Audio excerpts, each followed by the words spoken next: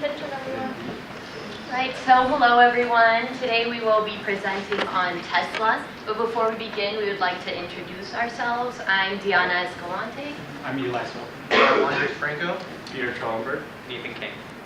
So to set up the situation for you, in 2016, the Model S Tesla crashed into a truck that was crossing the road. It was a violent crash, and the 48-year-old driver was died. He died.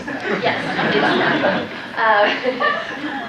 die. So what he did is that he was in the motor vehicle. He employed the self-driving mode, turned the vehicle on cruise control at 74 miles per hour, and then he shifted his attention to a Harry Potter movie.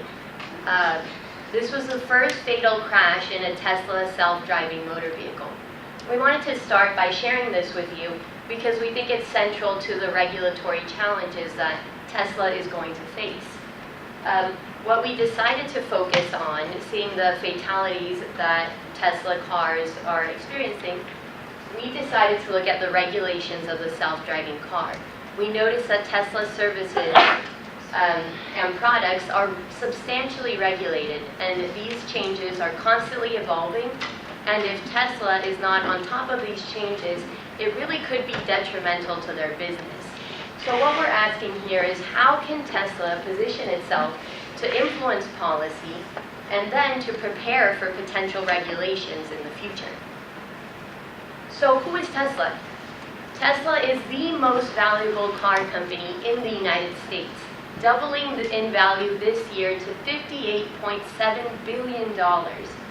Yet, the business has yet to make a profit. So why are they so valuable? How did this all begin?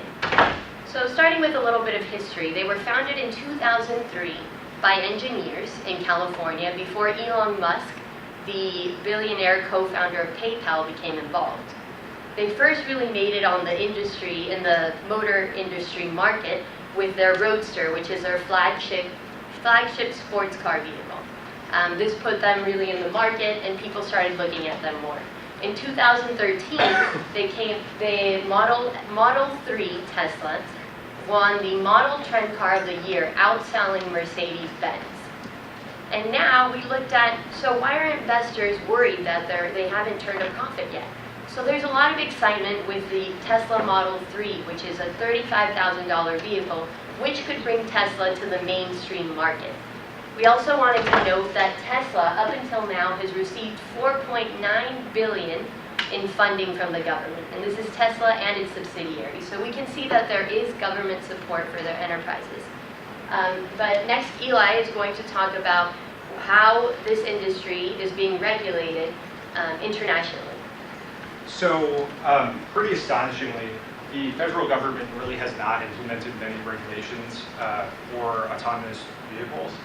And so instead of me looking at that, Andres will look at that after me. And I'm looking at the international policies. There are a ton, but I focus basically on three: Germany, China, and South Korea. So in Germany, you can basically have driverless cars in the entire country, but two interesting things about it.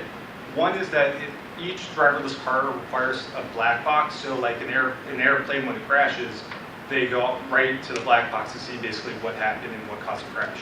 So Germany is requiring the same thing with automobiles. And second is, as technology progresses and you get from level 1 autonomy, which is what Tesla's cars are now, to level 5, where you don't have to sit behind the wheel, they're going to implement basically artificial intelligence to, in case of a potential accident, move the vehicle or shift it so it causes the least amount of human deaths. So in China, they have opened up basically testing to the entire country. The government has focused heavily on basically gaining a system where it can map out all the streets so that when cars are put on in the market, the autonomy is kind of swift and it's able to drive and have that map within the system. And it's also investing heavily in smart cities. So as 5G, which we spoke about before, becomes more available, cars can interact with each other. No one has to actually be behind the wheel. And so those are really China's focus. And then South Korea, it's also invested pretty heavily in autonomous vehicles. Specifically, it had $11 billion investment in setting up basically a test city, which is a 3.5 million square foot city, basically, where it tests 35 different conditions and tries to make sure that each car is safe. So that's the way it regulates it, and also tests buses as well, which it's been pretty successful at. So I'm going to hand it off to Andres now to talk about more domestic policy. So right now, the domestic regulatory framework at the federal level for self-driving cars remains highly uncertain. This is because the federal government hasn't passed any laws yet to regulate the emerging self-driving car industry. And so what this means for the developers of self-driving technologies is that they will have to conduct due diligence in what is referred to as regulatory patchwork. So if you look to the graphic, you'll see that all these different states have created legislation to create more certainty for the industry. However, that does complicate things because now companies developing these technologies will have to conduct due diligence in all those jurisdictions where their ADS technology operates. And so there is a way, though, to alleviate concerns, which my colleague will discuss later with lobbying.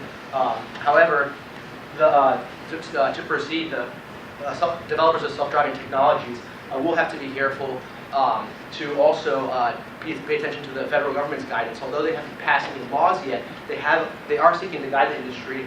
And so in their most recent report, they outlined 12 factors that developers of self-driving technologies have to be aware of when they're developing these technologies. And these 12 factors, of them, we identified 4 factors, which what we saw there was that the 2 words that they're using to direct the industry is should and encourage, should being a more assertive directive. We took the number of shoulds in proportion to the number of encouraged times that they said encourage with respect to each of these elements, and we found that they're disproportionately using should for operational design domain, system safety, operational design domain, crashworthiness, and consumer education. And so those are areas where companies will have to continue investing significantly as they develop these technologies. They should do so to be compliant with state and federal law. And I'll now pass it on to my colleague, Peter Schomburg. Okay, so what we have here is a scale or a standard of the amount of autonomy that cars that they use in the industry to measure. Tesla's currently at a level 3 conditional automation, and the reason this is important is because it helps define the competitive landscape of the autonomous car industry.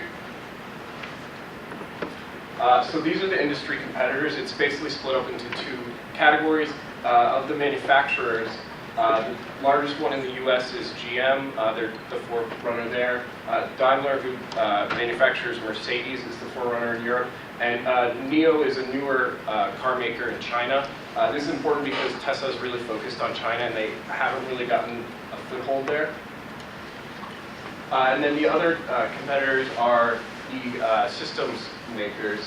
Waymo is actually the forerunner there, and it's owned by Google. Uber and Lyft are some of the other players. And then the Self-Driving Coalition for Safer Streets is actually the largest lobbying group coalition. It's got some big names in it: Lyft, Uber, Waymo, which is the Google company, and some manufacturers like Volvo and Ford. Interestingly enough, they actually have partnered with MAD, Mothers Against Drunk Driving, United Spinal Association, and the National Federation of the Blind. I just thought these were it was a different side to the lobbying efforts. Now I'm going to hand it off to Ethan to discuss some of the lobbying efforts that are a little bit more sensitive. So in particular, I think a lot of times when we think about automated technology, we have to consider what's going to happen to employment. So I decided especially to focus on the trucking industry. Right now, 71% of tonnage is done through freight, 3.6 million trucks, and 3.5 million jobs. Now let that sink in. 3.5 million jobs could be lost if all of a sudden we made it to where it was automated technology running these vehicles. So while there are a lot of good things, and I'm I'm going to touch on that in a little bit, that could come from this, we also have to recognize the sensitivities, and that's why we want to do a deeper dive into more of the sensitivities and lobbying groups that could possibly be against self-driving technology. But on the other end of the spectrum, why autonomous vehicles, and why should Tesla join the lobbying effort for this? There are financial benefits, there are efficiency benefits, there are safety benefits, there's productivity benefits, and all of them are on this chart right here, and if you want, we'll send out the PowerPoint, you can go through each one individually. But I want you to take a look at this graph as well, right here, which is showing how much the prediction is for automated services to rise within the time of 2050. So if Tesla isn't being a major proponent of this, what are they doing? They're going to fall behind the industry. We see all the competitors that they're going up against. They're going to fail. That leads us to kind of what we've seen from the corporate entity or the CEO that is the head of Tesla right now, Elon Musk. They've kind of taken this lone wolf strategy.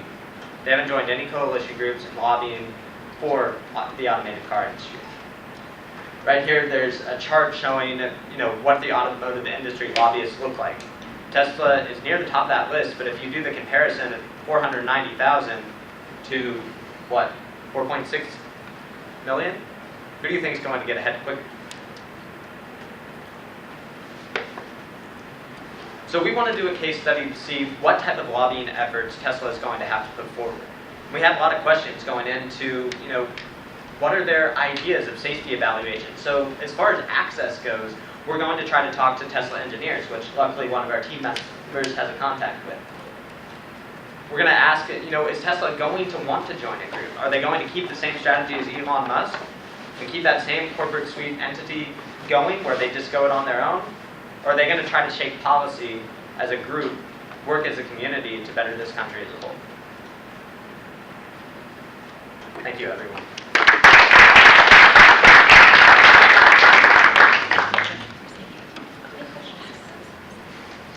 So you're talking about how Tesla likes to do things in their own special way, and that they should consider partnering with an alliance or another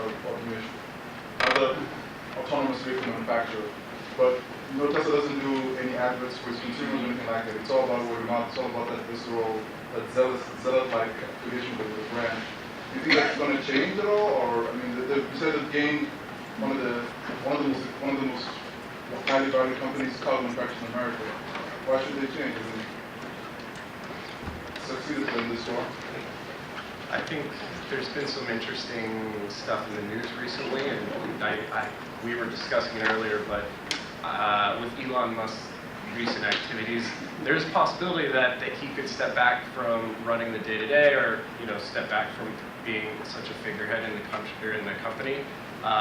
So I have a feeling that they may have to change their marketing strategy somewhat to account for that. I would also just add real quick, we found out this morning that the chief accounting officer and the head of HR for Tesla stepped down as well. So it's a bit of a tumultuous time. And as far as the partnership efforts and not wanting to go with other manufacturers, I think the goal that we're trying to make more is do it for the policy shaping and not necessarily the actual manufacturing and creating of the cars. What are some of the regulations you think should be implemented for autonomous vehicles? So speaking to the domestic side, if we look, is it possible to pull up the slides again? Yes. So if we look to the four elements where we saw that there are assertive directives, the word again should being used rather than encourage. There are four elements of 12.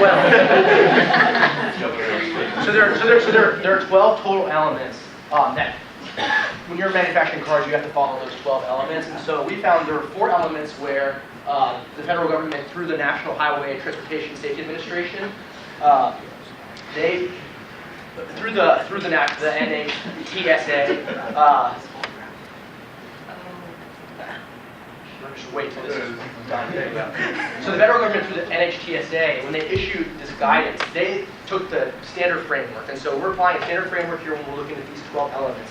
Then when we look at these 12 elements, however, because this is guidance, not law that they issued, we saw that in these 4 examples right here, system safety, again, operational design domain, crashworthiness, and consumer education and training, that those are the areas where they'll have to be very, very aware of how they're spending resources when they're developing new technology, self-driving technology, because these are the areas where the government is basically saying all over the place, you should be doing this, you should be doing this, you should be doing this, whereas there are other areas where you see a lot more encourage versus should. And so in the encourage example, there I think that car manufacturers can rest assured that down the line, any enforcement actions, that's going to be a defense that they can have there. The fact that when they followed the NHTSA, the key auto industry regulators guidance, it said that they should be doing things in these other areas. They expended resources there, and they did the best job they could, and that reasonably they couldn't have anticipated that these other less risky areas would cause issues down the line. And so I think that really to go back to answering your question, consumer education and training is very important throughout the guidance that the federal government is issuing right now. They really want car manufacturers to explain the product to consumers.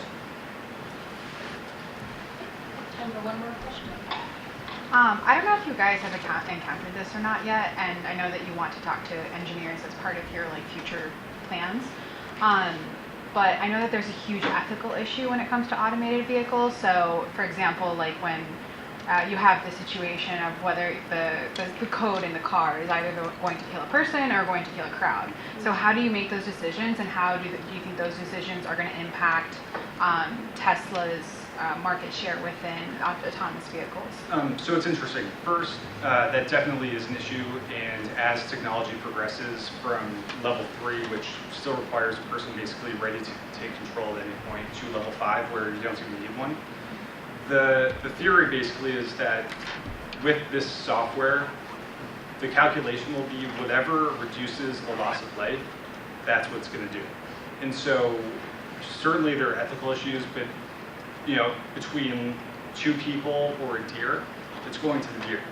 And so, that's basically where they're at in terms of ethics with the cars. And I think you can see how regulators are reacting if you look at the operational design domain. What that means, operational design domain, is where is your self-driving car going to be going? And so that's where that whole section was very comprehensive, and as you can see, that's also where we saw that it's a very risky element. So regulators are really trying to make clear, also in all the states, that your operational design domain better be pretty good if you want to have self-driving cars that are being tested on the roads. Great job. Thank you.